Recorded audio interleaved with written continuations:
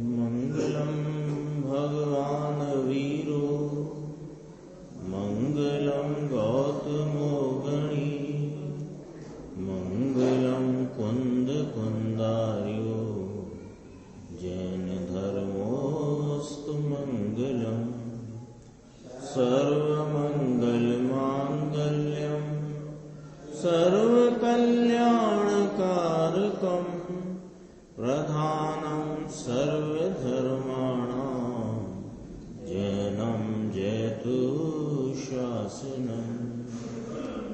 मैं नमो तीर्थनायक को नमो ओंकारवाणी को नमो उन कुंद प्रभु को जिन्होंने ओंकार धारण की।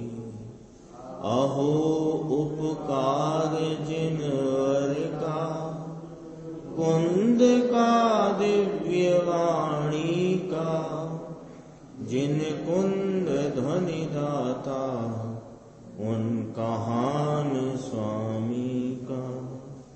रमिहूण जिणम वीरम अनंत वर्णाण दंसण सहावम वोक्षामिनियम सारम केवली शुद्ध केवली प्रणिदम।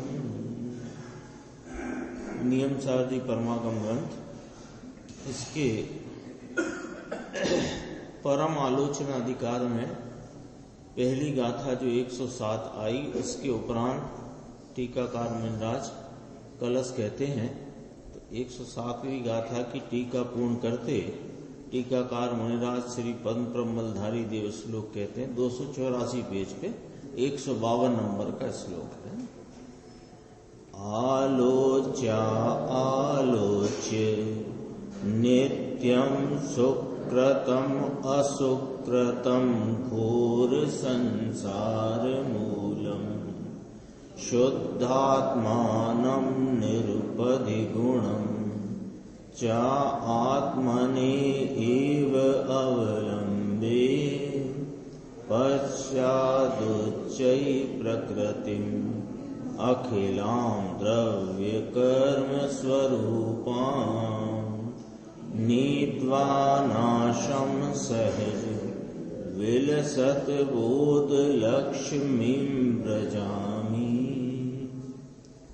कहते हैं कि घोर संसार का मूल ऐसा सुकृत और दुष्कृत को सदा आलोची आलोची है ना, 2 बार लिखा, आलोचन आलोचन करके मैं निरूपाधिक यानी स्वाभाविक गुण वाले शुद्ध आत्मा को आत्मा से ही अवलंबता हूं।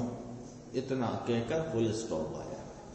कहते हैं कि सुकृत और दुष्कृत, सुकृत माने शुभ भाव और दुष्कृत माने अशुभ भाव। खाना पीना भोगना कमाना ये अशुभ भाव, और दया दान व्रत भक्ति पूजा ये शुभ भाव। तो ये शुभ भाव और अशुभ भाव तो कहते हैं ये हैं कौन, इनकी जाति क्या है कि ये घोर संसार के मूल हैं। शुभ अशुभ भाव पुण्य पाप के भाव ये घोर संसार के मूल हैं, जड़ है। ये संसार की जड़ है। संसार रूपी वृक्ष उसके पल्लवन होता है ना, तो जड़ मजबूत होती है तो उसका पल्लवित होना, उसका विकास वृक्ष का और घना घना होता है। ऐसा ये शुभ अशुभ भाव घोर संसार का मूल है। तो कहते इसको सदा आलोचन आलोचन करके 2 बार लिया, आलोचन आलोचन। एक आलोचन में कहते हैं देख करके और फिर कहते हैं जान करके। शुभ अशुभ भाव को देखकर और जानकर मैं निरूपाधिक, ये उपाधि रूप भाव है। शुभ अशुभ भाव उपाधि रूप भाव है, और यह आत्मा स्वभाव रूप निरूपाधि है।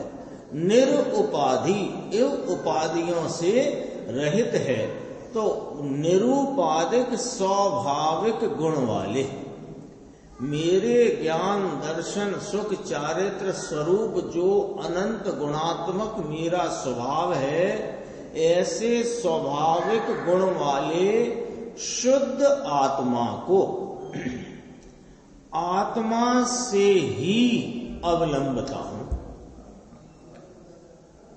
दो बातें कही ना कि पहले यदि अपन देखो ये फुल स्टॉप आने तक तीन बातें आ गई। क्या कह रहे हैं मुनिराज?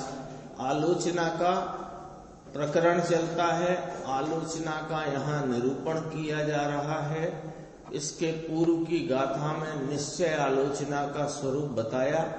अब कहते हैं तो इसमें एक वाक्य में तीन बातें आई कि शुभ अशुभ भाव जो हैं वे घोर संसार के मूल हैं, इसलिए मैं उनको सदा देखकर जानकर, उनको देखता हूं जानता हूं, उन रूप प्रवर्तन नहीं करता, अपितु अपना जो निरूपाधिक स्वभाव है, ज्ञान दर्शन सुख चारित्र गुण वाला जो मैं शुद्ध आत्मा, उस शुद्ध आत्मा को शुभ अशुभ भाव है वे घोर संसार के मूल हैं, एक पॉइंट, और मैं स्वाभाविक गुण वाला शुद्ध आत्मा हूं, दूसरा पॉइंट। तो अब ये दो चीजें हैं, तो दो चीजों में करना क्या? दो चीजें हैं, शुभ अशुभ भाव यानी दया दान व्रत पूजा रूप शुभ भाव, खाना कमाना भोगना रूप अशुभ भाव, ये संसार के घोर संसार के मूल हैं, और मैं निरूपाधिक स्वाभाविक गुण वाला शुद्ध आत्मा हूं, है ना। तो ये मेरे जानने में आते हैं रागादि भाव शुभ अशुभ भाव। अब क्या करना कि उनको जानना, जानने में आते हैं तो जानना, लेकिन जान करके इस शुद्ध आत्मा का अवलंबन करना, उनको जानकर छोड़ना और शुद्ध आत्मा का अवलंबन करना। कल भी बात आई थी, जैसे चींटी जाती हो तो अपन ने देखी जानी की चींटियां जाती हैं, तो क्या करना? छोड़ना और छोड़ करके जो शुद्ध मार्ग है उसका अवलंबन लेना। जाना है ना, यहां से वहां प्रभु के दर्शन करने जाना है, यहां कदाचित कोई चींटियों की कतार जाती हो तो देखना, देखकर जानना, जानकर क्या करना कि छोड़ना, और जो अच्छा साफ मार्ग है उसका अवलंबन करना। यही हुआ ना। तो ये कहते हैं शुभ अशुभ भाव जो घोर संसार के मूल हैं, उनको देखकर शुद्ध आत्मा जो स्वाभाविक गुण वाला है उसका अवलंबन करना। अब अवलंबन करना तो कैसे करना? अब ये कहते हैं कि शुद्ध आत्मा को आत्मा से ही अवलंबता हूं। सब बात स्पष्ट है, पूरा का पूरा सिस्टम सामने है। शुद्ध आत्मा को आत्मा से ही अवलंबता हूं, राग से नहीं अवलंबता हूं। राग से अवलंबन लिया नहीं जा सकता, क्योंकि राग आत्मा का स्वभाव नहीं, भाव नहीं। तो आत्मा को आत्मा से ही अवलंबता हूं, अपने उपयोग रूप परिणति से, अपने शुद्ध उपयोग स्वरूप, उपयोग है ना, उपयोग स्वरूप आत्मा, उपयोग स्वरूप आत्मा शुद्ध आत्मा, उसको वर्तमान उपयोग परिणति के द्वारा अवलंबता हूं। फिर आगे कहते हैं, फिर द्रव्य कर्म स्वरूप समस्त प्रकृति को अत्यंत नाश प्राप्त कराकर सहज विलसती ज्ञान लक्ष्मी को मैं प्राप्त करूंगा। इससे क्या होगा?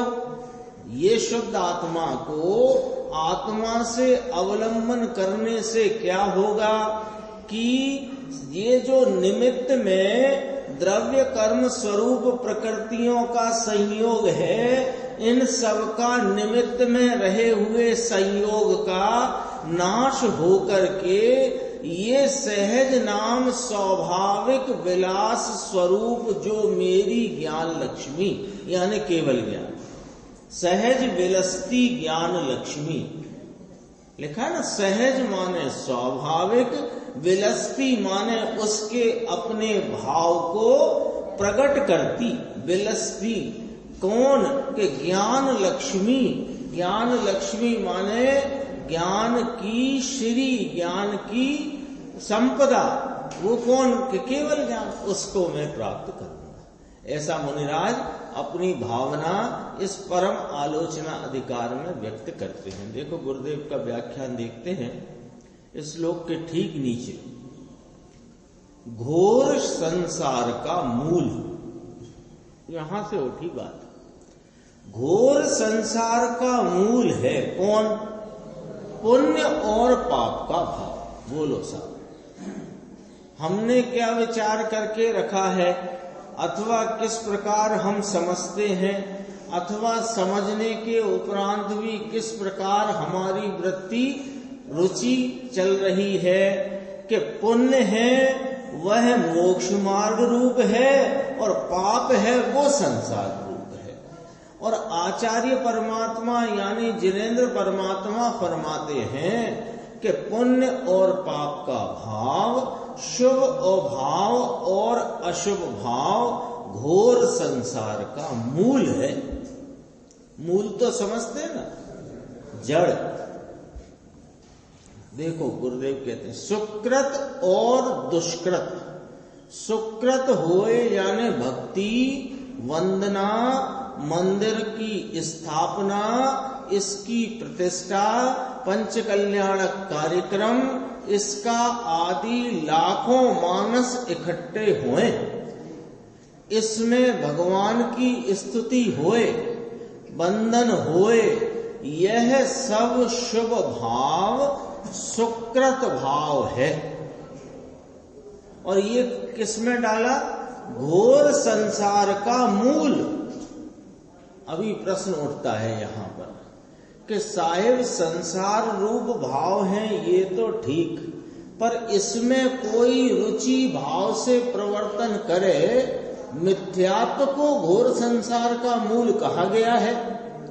आप शुभ अशुभ भाव को ही घोर संसार का मूल कह रहे हो। फर्क पड़ा कि नहीं? मिथ्यात्व रूपी जो विपरीत मान्यता का परिणाम है, इसको घोर संसार का मूल कहा गया है। ठीक है, अब हम पूछते हैं कि मिथ्यात्व किसे कहते हैं? मिथ्यात्व किसे कहते हैं?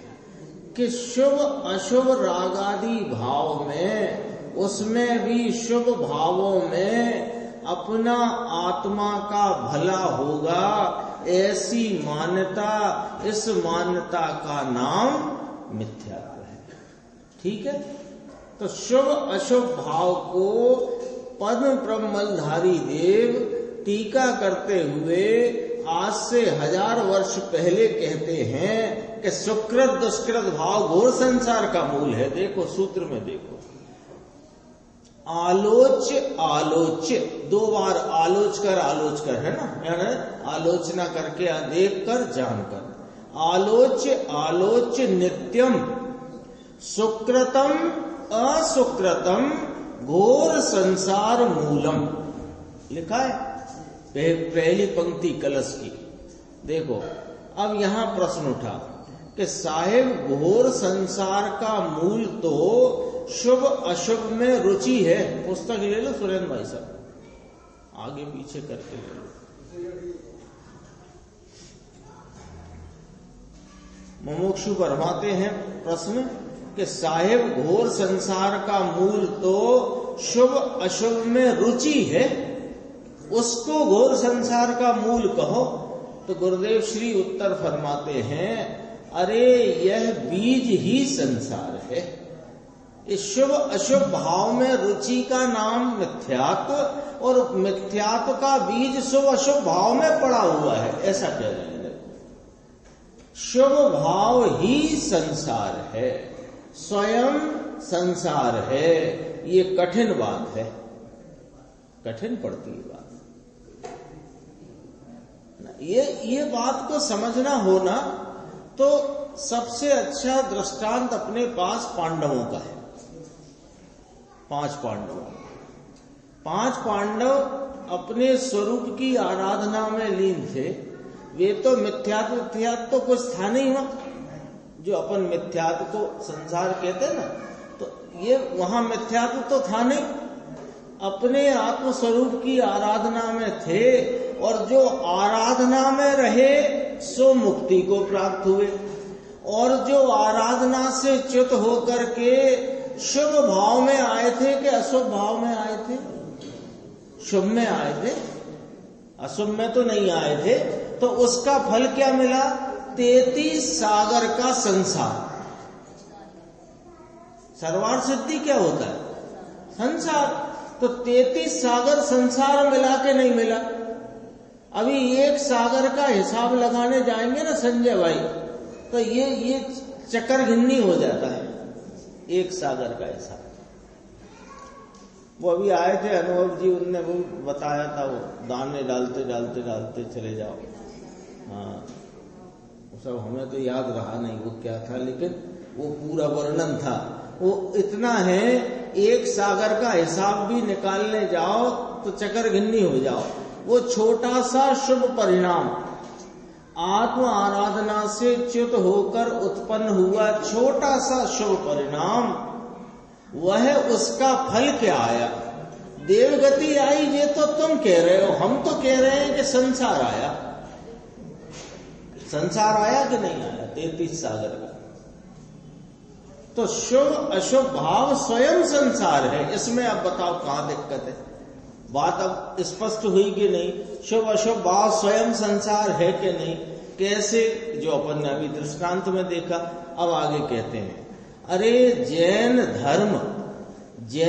धर्म यह वीतराग भाव से उत्पन्न होता है। जैन पना यह वीतराग भाव है। आत्मा वीतराग स्वभाव ही है। जैन धर्म ये कोई नई चीज नहीं, ये वस्तु स्वभाव ही वीतराग है। आत्मा से क्या कहते हैं? देखो अपनी बात कहां से मिलाई, वहीं अपन पीछे थे ना। शुद्ध आत्मा को आत्मा से ही अवलंबता हूं, वो वाली बात है। तो जैन धर्म किसे कहा कि वीतराग भाव है, उसका नाम जैन धर्म है। इसका मतलब क्या निकल के आया विमल भाई साहब? कि राग भाव है वो जैन धर्म नहीं है। अपने आप आता है ना अर्थ के? नहीं आता है। जब वीतराग भाव जैन धर्म है तो राग भाव जैन धर्म नहीं है, सीधी बात है। तो जैन पना ये वीतराग भाव, आत्मा वीतराग स्वभाव ही है। जैन धर्म ये कोई नई चीज नहीं, ये वस्तु स्वभाव ही वीतराग है। आत्मा से, ऐसा आया था ना, तो उसका अर्थ करते हैं कि वीतराग स्वभाव है यह, वीतराग भाव से स्वयं को जानता है। यह आत्मा जाननहार स्वरूप अपनी जानन रूप सत्ता को अपने जानने के भाव से जानता है कि राग से जानता है। जानने का कार्य नेत्र है ना, नेत्र। अभी अपन उदाहरण में कहते हैं नेत्र है, तो नेत्र देखने का काम करते हैं। कान से कोई देखता है? नहीं देखता। क्यों? कि कान में देखने का स्वभाव ही नहीं है। उदाहरण है, और नेत्र देखने का काम करते हैं क्योंकि इनका देखने का स्वभाव है। ये तो हुआ दृष्टांत। तो जानने का काम कौन करेगा? जानने रूप भाव करेगा कि जानने रूप भाव से रहित जो भाव है वो करेगा? जानने का कार्य कौन करेगा? जानने रूप भाव करेगा कि जो भाव में जानने रूपता का अभाव है वो भाव करेगा। तो राग में जानन रूपता का अभाव है कि सद्भाव है? जानन रूपता का राग में अभाव है। तो ये जानन हारे को जानने रूपी कार्य कौन संपादित करेगा या जानने का कार्य कौन करेगा? तो जानने रूपी भाव करेगा। और जिसमें जानन पना ही नहीं वो कैसे इस आत्मा को जानेगा? बोलो। तो वो यहां कहना चाहते हैं, देखो क्या कहते हैं कि यह वीतराग भाव से स्वयं स्वयं को जानता है, राग से अथवा की विकल्प से ये जानने में आता नहीं है। क्यों नहीं जानने में आता राग से? क्योंकि राग के भाव में जानने के स्वभाव का अभाव है और जानने का कार्य तो वह भाव करेगा जिसमें जानने का स्वभाव है। नेत्र देखने का काम करते हैं, कान नहीं करते, क्योंकि कान में देखने का स्वभाव नहीं है। ठीक है ना? तो उसमें देखने का स्वभाव नहीं है इसलिए नहीं करते। अरे राग में जानने का स्वभाव नहीं है इसलिए कौन सा राग आप ढूंढ के बता सकते हो जिससे आत्मा जानने में आ जाए? कोई राग ढूंढ के बताना, 1-2 दिन में बता देना, जब मन में आए तब बता देना। देखो क्या कहते हैं, राग से या के विकल्प से ये जानने में आता नहीं। पूज्य श्री फरमाते हैं, देखो बहुत धीरज चाहिए, बहुत धीरज चाहिए, है ना? बहुत प्रयत्न की गरज चाहिए। ऐसे ही नहीं होएगा, ऐसे सरल सरल यानी सामान्य प्रयासों से नहीं होगा। सामान्य गरज होती है ना, गरज के प्रकार होते हैं ऐसे कि अपन मान लो घर गृहस्थी में रहते हैं तो कोई व्यवसाय करते हैं आजीविका के लिए, तो वो व्यवसाय के साथ कुछ और काम में भी 1-2 घंटे अपन लगाते हैं। तो वो गरज किसकी है वैसे? वास्तव में व्यवसाय की, आजीविका का जो कुछ भी अपना, तो वहां कितना प्रयत्न चलता है? बहुत गरज से चलता है। ऐसा ही है ना? यहां कहते हैं कि बहुत प्रयत्न की गरज चाहिए, मतलब ये मुख्य काम होना चाहिए। क्या? कि इस मनुष्य भव में आत्मा के स्वरूप को जानकर पहचान कर उसका आलम्बन लेने का प्रयत्न बहुत गरज पूर्वक चाहिए। ऐसा अवसर कब आएगा? प्रश्नवाचक। इसको मोहगप लागवी जोइए। मोहगप माने इस नर भव की, इस अवसर की ये जैन कुल, ये मनुष्य भव, उसमें जैन कुल, और जैन कुल में आकर ये सच्ची बात सुनने का जो मौका मिला है, इसकी तुम्हें कीमत आनी चाहिए। ऐसे ही नहीं मिल गया है ये, है ना? कि मोहगप लगनी चाहिए यानी कीमत आनी चाहिए। अनंत काल में कहाँ फिरते, कहाँ भटकते, कहाँ से आकर के उपजा है। अरे इसको इसके भव का भय होना चाहिए। फ्लैशबैक में से आगे के लिए सावधान करते हैं।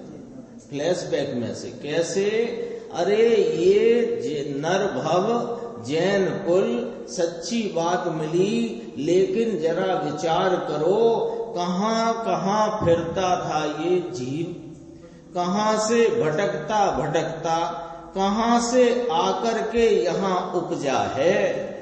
यदि अब की बार इस मौके पर यदि अपना कल्याण या अपने स्वरूप की पहचान न करी तो कहां जाकर गिरेगा तेरे पता चलने वाला नहीं है।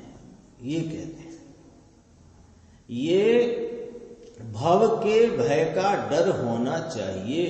ये यह विचार करते हैं शुभ और अशुभ दोनों ही, सुकृतम असुकृतम घोर संसार मूलम, आया ना श्लोक में। शुभ और अशुभ दोनों, यानी जिस भाव से तीर्थंकर गोत्र बंधे ये भी शुभ भाव है, ये संसार का मूल है।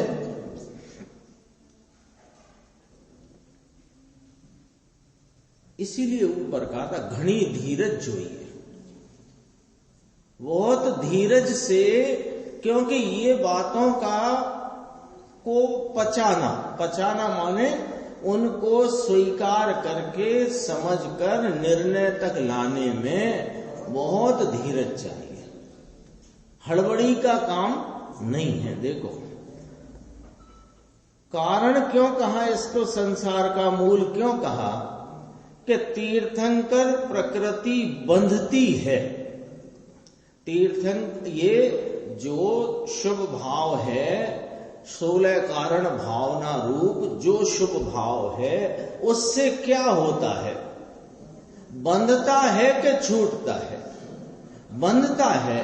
तो बंधता है तो क्या बंधता है कि प्रकृति का बंध होता है, स्वभाव एकत्व तो नहीं होता उससे, स्वभाव की एकाग्रता नहीं होती उस काल में। भले ज्ञानी को ही उस प्रकार के परिणाम होते हैं और ज्ञानी को ही उस प्रकार के परिणाम के निमित्त से उस प्रकार की प्रकृति का बंध होता है, लेकिन इतना ही बताओ बस कि जब वह उस प्रकार के 16 भाव जो वर्णन आता है, 16 कारण भाव, उस काल में स्वभाव की एकाग्रता होती है कि स्वभाव से च्युत होता है। वहां तो प्रकृति का बंध पड़ता है, आनंद का घात होता है। जो जितना अपने स्वरूप का आलम्बन है और उस आलम्बन से जो वीतरागता और शांति का जो प्रकटपना है, उसमें शांति में खलल ही तो पड़ता है। जिस भाव से बंध पड़े, ये यहां था, हाँ, वहां तो प्रकृति का बंध पड़ता है। जिस भाव से बंध पड़े, ये धर्म कैसे होएगा? बंध पड़े वो धर्म नहीं, धर्म से बंध नहीं होता। धर्म तो मुक्ति के मार्ग रूप है। तो जिससे बंध पड़ता हो वो धर्म नहीं होता। सहन करना कठिन पड़े, ये बात को सहन करना माने सुनना, सुनकर विचार में लेना, फिर सहन करना कठिन पड़ता है, ऐसा फरमाते।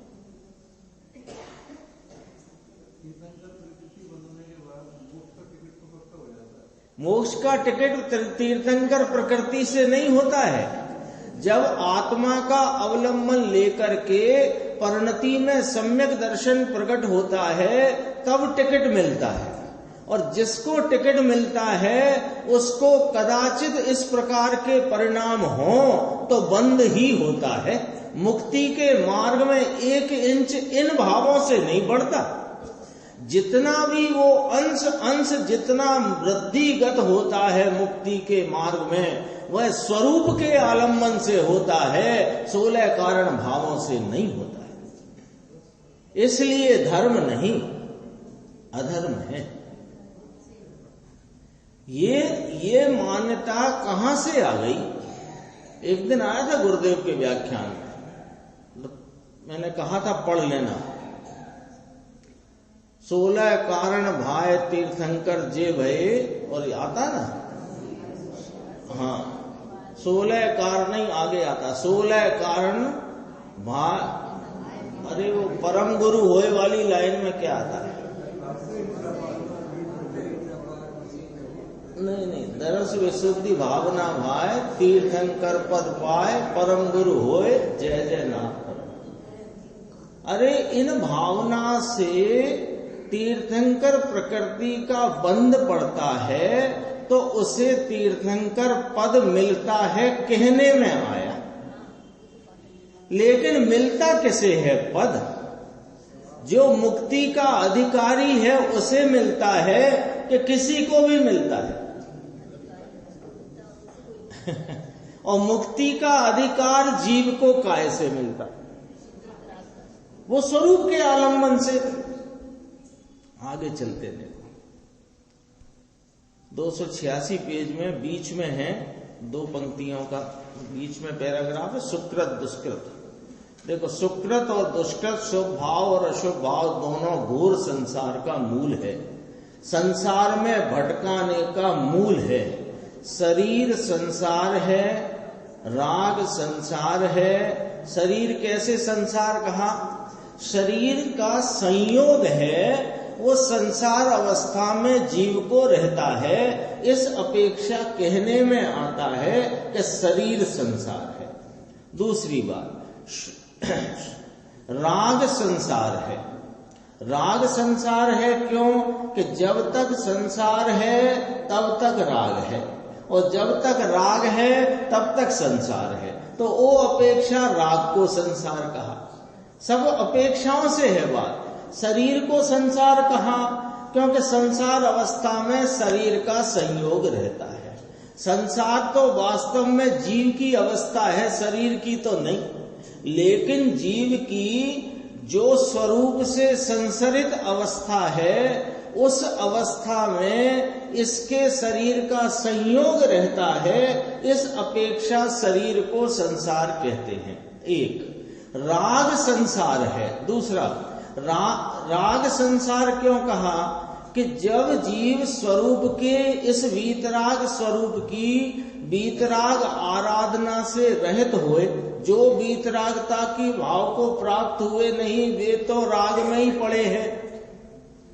और जो साधक भाव को प्राप्त होकर जितना राग का भाव है, तो जब तक राग है तब तक संसार है, इसलिए राग को संसार कहा। तीसरी बात, ये अज्ञानी के लिए स्पष्ट सीधी, और ये शुभ भाव मेरा है, ये ऐसा मिथ्या, तो ये संसार है। संसार की 3 व्याख्या करी। शरीर संसार है, संयोग पर से बात करी। राग संसार है, ये परिणति में रही अपूर्णता अशुद्धता की तरफ से बात करी। और शुभ भाव मुझे लाभ रूप है, शुभ भाव से मुझे लाभ मिलता है, ये हितकारी है, मददगार है। इस प्रकार शुभ भाव मेरा है, ऐसा यह जो मिथ्यात्व रूप परिणाम, असल संसार तो ये ही है, क्योंकि संसार इसी के बल पर चल रहा है। 3 व्याख्या इसकी बात है। यहां ये बात करना है, सुकृत और दुष्कृत को सदा आलोची 2 बार लिखा, आलोचना करके उसका अर्थ करते हैं। सुकृत और दुष्कृत मान शुभ भाव, अशुभ भाव को देखकर जानकर, जोई ने जानी ने, देखकर जानकर क्या? ये शुभ है और ये अशुभ है, ऐसा दोनों को जानकर मैं निरूपाधिक, मैं इन उपाधियों से भिन्न, मैं वीतराग स्वरूप निरूपाधिक शुद्ध आत्मा हूं। मैं निरूपाधिक, मैं तो ये शुभ अशुभ रहित निरूपाधिक हूं। शुभ और अशुभ भाव तो उपाधि है, मेल है, बंध का कारण है। आगे चलते, इसी पेज पे 5 एक लाइन छोड़ के देखो। मैं निरूपाधिक नाम स्वाभाविक, निरूपाधिक की व्याख्या करी। स्वाभाविक गुण वाला, वह शुभ और अशुभ भाव ये स्वाभाविक नहीं, ये व्यवहारिक है। लो, साफ साफ बात है। ये आत्मा है कि नहीं? आत्मा के गुण कौन कौन से कहे? ज्ञान, दर्शन, सुख, चारित्र, वीर्य आदि ये आत्मा के गुण हैं। और जो रागादि भाव हैं ये स्वभाव है कि विभाव है? विभाव है। तो रागादि के जो शुभ अशुभ भाव हैं वे उपाधि रूप विभाविक भाव हैं। ज्ञान, दर्शन आदि इसके स्वाभाविक भाव हैं। ये तो इतना तो ख्याल में है ना, उसी पर से बात कहते हैं। वह शुभ अशुभ भाव स्वाभाविक नहीं, ये विभाविक हैं। शुभ और अशुभ भाव ये विभाविक, और मैं स्वाभाविक गुण वाला शुद्ध आत्मा। सो इस शुद्ध आत्मा को मैं आत्मा से ही अवलंबता हूं। अब ये एक बात आई, अपन ने पहले देख ली ना अंशी ये बात। अब पहले क्या कहा? शुभ भाव अशुभ भाव ये घोर संसार के मूल हैं। तो परिणति में वर्तते इन भावों को देखकर जानकर इनसे इनको छोड़कर कहाँ आता हूं? अपना जो स्वाभाविक स्वरूप है, शुद्ध आत्मा है, उस आत्मा को अवलंबता हूं, उस आत्मा का आश्रय करता हूं। तो काय से करता हूं यशवंत भाई? काय से आश्रय करता हूं? आत्मा का आश्रय आत्मा से करता हूं। तो आत्मा से करता हूं, इसमें क्या बात आ गई कि राग से नहीं करता हूं? क्योंकि राग आत्मा है कि अनात्मा है?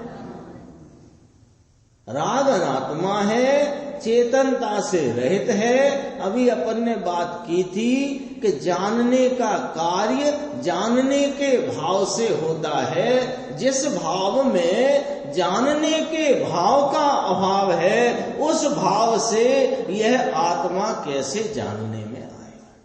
तो कहा शुद्ध आत्मा को आत्मा से ही अवलंबता हूं। शुद्ध आत्मा को पवित्र आत्मा आनंद का नाथ, महाप्रभु आनंद का अतीन्द्रिय सागर भरा हुआ है। इसको, इस अतीन्द्रिय सागर को, यानी अतीन्द्रिय आनंद के नाथ को अतीन्द्रिय आनंद से, आत्मा से ही अवलंबता हूं। शुद्ध आत्मा को आत्मा से ही अवलंबता हूं। राग से आत्मा को अवलंबन किया जाता नहीं। और दया, दान, व्रत, भक्ति के परिणाम से आत्मा का अवलंबन नहीं लिया जाता। क्यों नहीं लिया जाता? वो अभी अपन ने उसका हेतु पे बात करी। ये तो विकार है। अभी तो शुभ भाव बस यही चलता ना सब दूर। गुरुदेव श्री स्वयं फरमाते हैं 40 साल पहले भी यही था, अभी भी यही चल रहा है।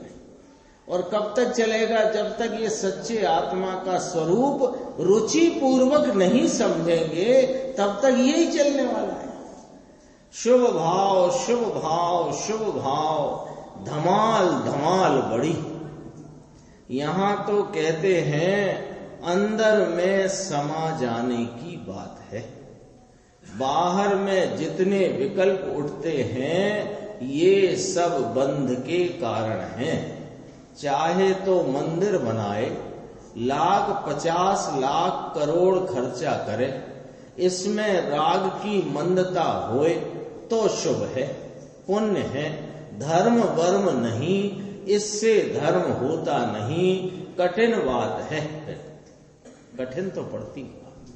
इसी में देखना आगे, आत्मा को आत्मा से ही, बीच की लाइन छोड़ के, स्वयं आत्मा को आत्मा से ही, गणित जैसी समझा देते हैं गुरुदेव।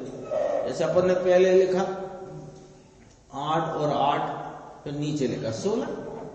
ऐसे आत्मा को आत्मा से ही, यानी स्वयं वीतराग भाव को वीतराग भाव से।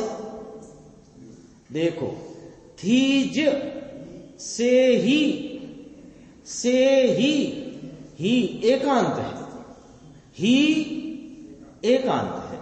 कथंचित राग से भी आत्मा को अवलंबन करे और कथंचित वीतराग भाव से आत्मा को अवलंबन करे, ऐसा कथंचित नहीं होता। बहुत समय से ये चलती है ना बात, कथंचित राग से भी होए और कथंचित वीतरागता से भी। ये वास्तव में ये हमारी समझ की जो कोई भूल है वह निकाल देना पड़ेगी। समझ की भूल निकलेगी तभी इस ज्ञायक प्रभु का यथार्थ निर्णय अपनी परिणति में होगा, और यथार्थ निर्णय हुए बिना आत्मा का आलम्बन होकर के आत्मा के कल्याण का मार्ग तब ही प्रकट होगा, तभी उसका लाभ होगा। यथार्थ निर्णय के बिना नहीं होने वाला है। और यथार्थ निर्णय में अटक कहाँ है, ये कल दोपहर को चला वो 317 गाथा में प्रश्न आए थे, 2 काल लब्धि वाला भी आया था और एक प्रश्न आया था उसमें कि ये स्वयं इसका वीर्य स्वयं नहीं ढलता कि ये ढालता नहीं है, ये प्रश्न आया था। उसमें उत्तर आया था कि स्वयं ये उसकी राग के रस की रुचि के सामने इसको अपने वीतराग स्वरूप का रस नहीं आता, इसलिए पुरुषार्थ उधर को ढलता नहीं। आया था ना सर? तो गुरुदेव कहते हैं घना बखत्ती ई चाले छे कि कथंचित राग से भी होए, कथंचित वीतरागता से होए। यहां कहते हैं कि आत्मा को, शुद्ध आत्मा को आत्मा से ही एकांत किया है।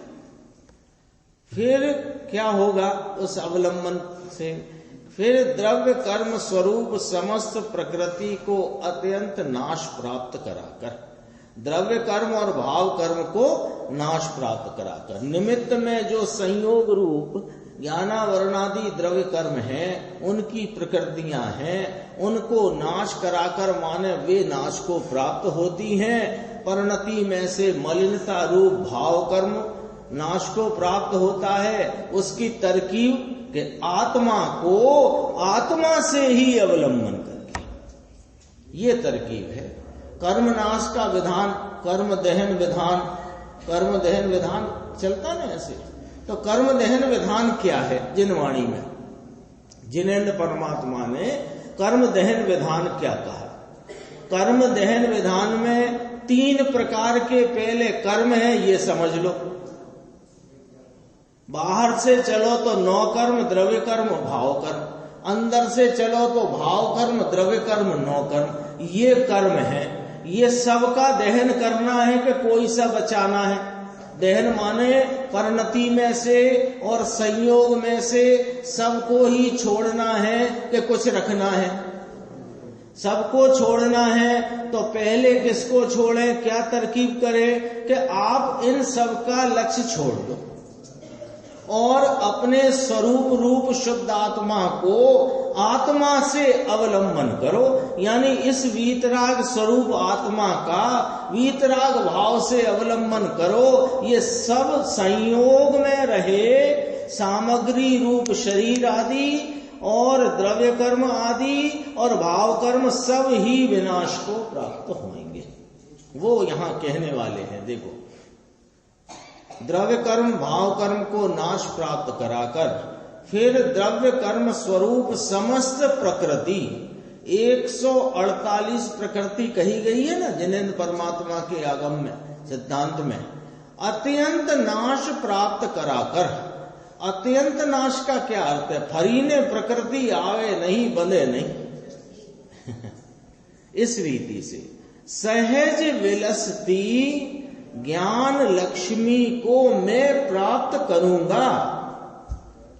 लो, तरकीब भी बताई है और उसका रिजल्ट फल भी बताया है। यदि चाहते हो आप भी अपनी परिणति में परिपूर्णता रूप सहज विलसती ज्ञान लक्ष्मी केवल ज्ञान संपदा को यदि चाहते हो तो करें क्या? आत्मा को आत्मा से ही, लिखा है इसमें, ही भी लिखा ना, आत्मा को आत्मा से अवलंबते, आश्रय लेते, एकाग्रता करते, उसमें मीट मार देते, उसमें रमणता करते, क्या होगा कि द्रव्य कर्म का नाश करके मैं सहज ज्ञान विलसती ज्ञान लक्ष्मी आत्मा के अंदर भरी है, भरी है। ज्ञान स्वरूप, ज्ञान स्वरूप अंदर पूर्ण भरा है। इस ज्ञान लक्ष्मी को मैं प्राप्त करूंगा, ऐसा निश्चय किया है। कौन? मुनिराज पद्म प्रमलधारी देव फरमाते हैं, मैं प्राप्त करूंगा। मुनि छदमस्त हैं, पंचम काल के हैं।